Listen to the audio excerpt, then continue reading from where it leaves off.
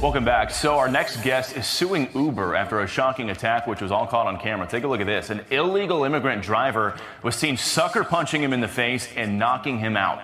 That attack left him hospitalized with a brain injury, and he is now here to join us and tell us all about what happened here. His name is Brian Coble, and he's the CEO of TC Biopharm. Brian, thanks for coming on this morning. We're glad you're okay right now.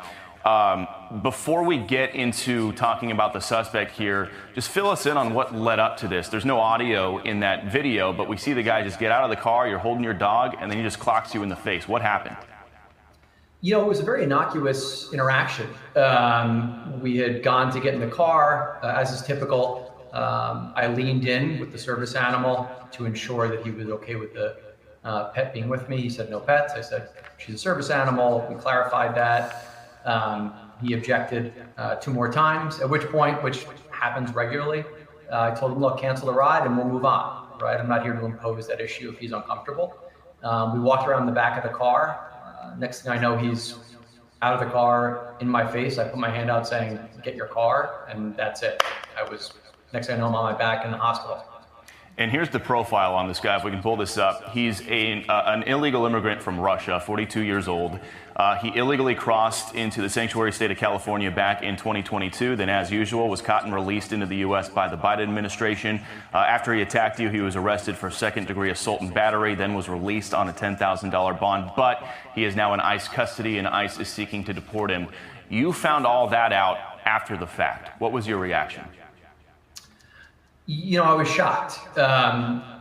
Uber is a $200 billion company. When you get in a car with the Uber sticker on it, it carries that brand weight. It carries the trust that you have in that brand. They imbue it into these drivers. So you would have assumed, and I had up until that date, that they do background checks. They vet these individuals, that they've got a stringent process that's difficult to evade. And apparently that's not the case. You know, so I was taken aback, and it made me wonder, you know, how often has this person done it? How many other times is this going to happen?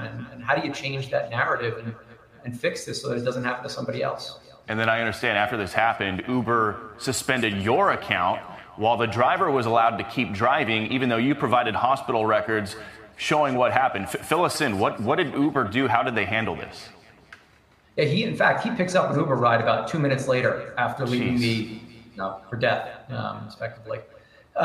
So when I got out of the hospital, I realized my account had been suspended. I corresponded with Uber. I sent them the hospital records. I sent them the police report. I actually sent them the contact information for the detective who was working on the case at the time, as well as